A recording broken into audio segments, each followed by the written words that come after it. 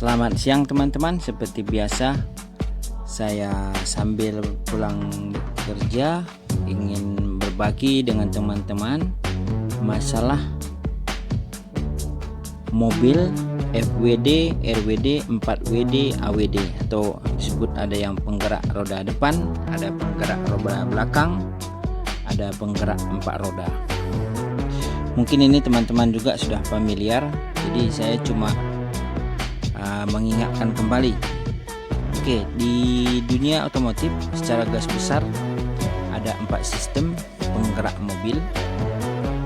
Pertama, mobil dengan sistem penggerak roda depan, biasa disebut dengan FWD atau Front Wheel Drive. Contohnya bisa Honda Mobilio, Honda Jazz, Toyota Yaris, Mazda, dan termasuk Mini Cooper juga. Ini penggerak roda depan, itu tenaga yang dihasilkan oleh mesin dihantarkan ke sistem transmisi ke roda depan. Selanjutnya, tenaga yang diterima oleh roda depan akan membuat roda depan berputar sehingga mobil pun bergerak.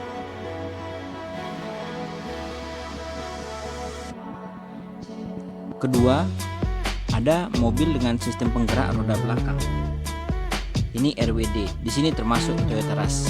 Ini Rear Wheel Drive. Contohnya Toyota Avanza, Toyota Rush, Toyota Innova. Jadi all new Rush termasuk RWD, Rear Wheel Drive. Mobil dengan sistem penggerak roda belakang. Sistem ini menggunakan gardan sebagai penghubung tenaganya. Tenaga yang dihasilkan oleh mesin akan dihantarkan melalui gardan ke roda belakang. Selanjutnya ada kita sebut 4WD, mobil dengan sistem penggerak roda 4. Ini biasanya Toyota Fortuner, ada Pajero Sport, Toyota Land Cruiser, Range Rover, Jeep Wrangler. Sistem penggerak roda ini memiliki komponen drivetrain yang memungkinkan pengemudi bisa memilih penyaluran tenaga hanya kedua roda atau langsung ke 4 rodanya sekaligus. Jadi ini banyak digunakan untuk off-road. Yang keempat, ada yang disebutkan AWD atau All Wheel Drive. Ini mobil dengan sistem penggerak semua roda. Ini bisa kita dapatkan di Subaru, BMW, Lamborghini Aventador, Nissan Skyline GT-R, R35, dan Bentley Mulsanne, dan lain-lain. Sistem penggerak roda mobil ini bisa dikatakan memiliki cara bekerja hampir sama dengan sistem penggerak roda 4WD. Tetapi pengemudi tidak bisa memilih hanya menyalurkan tenaga kedua roda atau ke 4 roda karena sistemnya permanen untuk 4 roda. Jadi dia nggak bisa kita untuk roda depan aja atau roda belakang saja, nggak bisa. Dari sistem yang tersebut tadi, tapi yang sistem penggerak mobil yang sangat menentukan untuk itu bisa kita bisa kita masukkan dalam pengendalian,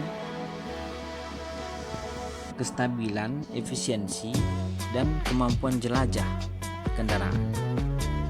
Jadi sebelum menentukan membeli kendaraan dengan sistem penggerak di atas, maka sebaiknya kita pertimbangkan sesuai dengan kebutuhan dan kondisi lingkungan yang sesuai. Apakah sebaiknya beli yang penggerak roda belakang atau penggerak roda depan?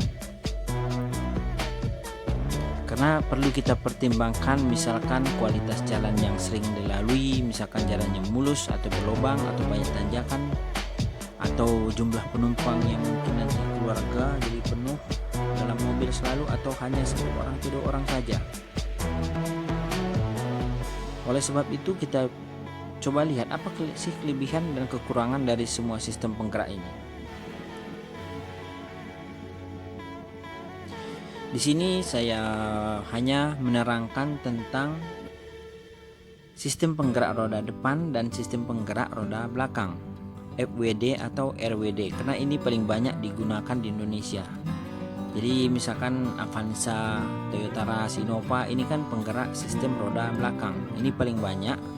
Dan untuk front wheel wheel drive, ini sistem penggerak roda depan, itu biasanya ada di Honda Jazz untuk city car. Nah, jadi hanya dua jenis ini yang saya mau bahas.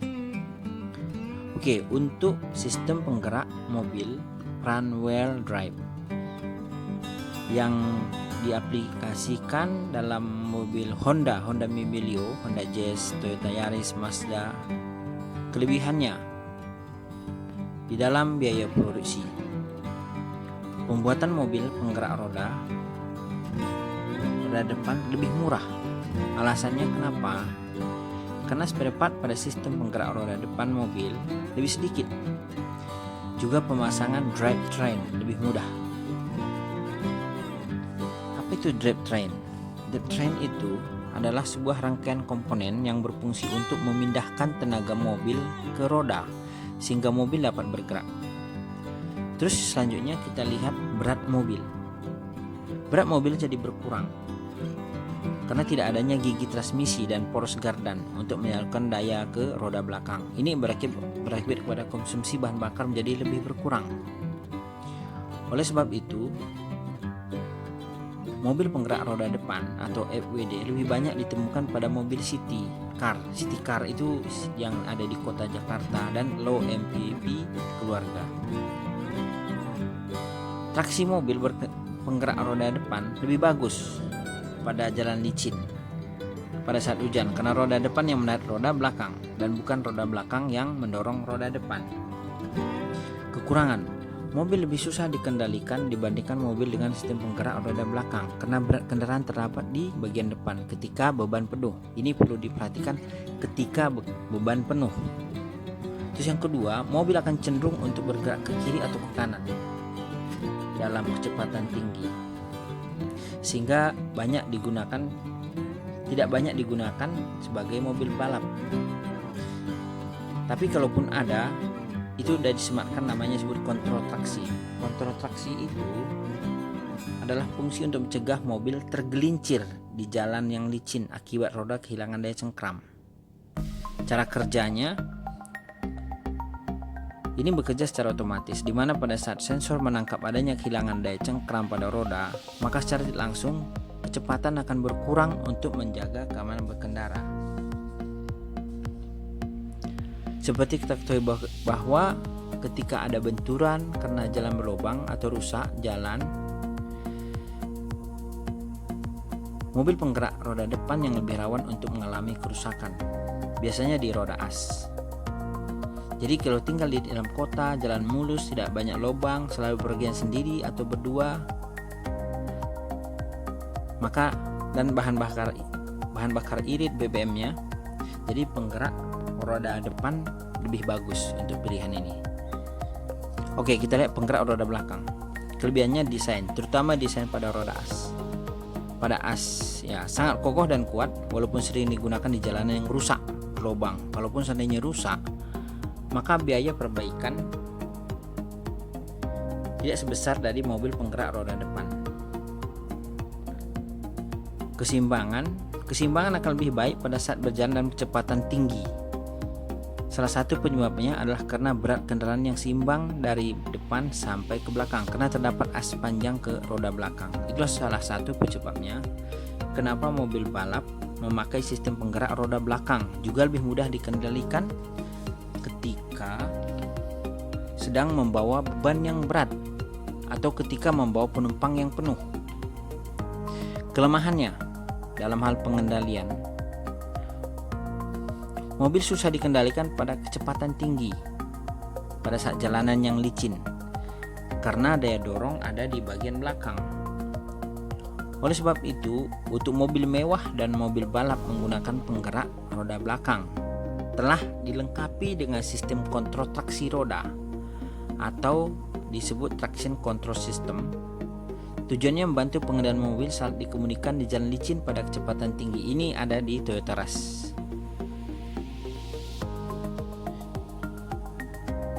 Untuk mobil-mobil baru, model baru yang penggerak roda belakang ini sudah disematkan teknologi ini sehingga lebih aman.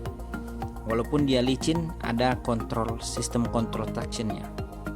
Terus biaya produksi, karena penambahan as panjang pada mobil untuk menggerakkan roda belakang, maka berat mobil akan bertambah. Akibatnya konsumsi bahan bakar menjadi lebih boros. Itu sebabnya mungkin ini agak mahal. Jadi yang saya mau berbagi ini untuk mobil penggerak roda belakang sama penggerak roda depan, karena saya sebenarnya ingin memperjelas untuk Toyota Rush, karena di Toyota Rush itu dia pakai RWD penggerak roda belakang yang menggunakan traction control system, sehingga walaupun jalan licin kecepatannya agak tinggi, dia ada sistem untuk mengkontrol supaya jangan accident. Itu aja yang bisa saya berbagi dengan teman-teman. Mudah-mudahan bisa menjadi menambah ingatan lagi, jadi bisa digunakan untuk panduan sebelum membeli mobil. Terima kasih teman-teman. Selanjutnya saya akan buat lagi yang lain. Terima kasih dan selamat siang.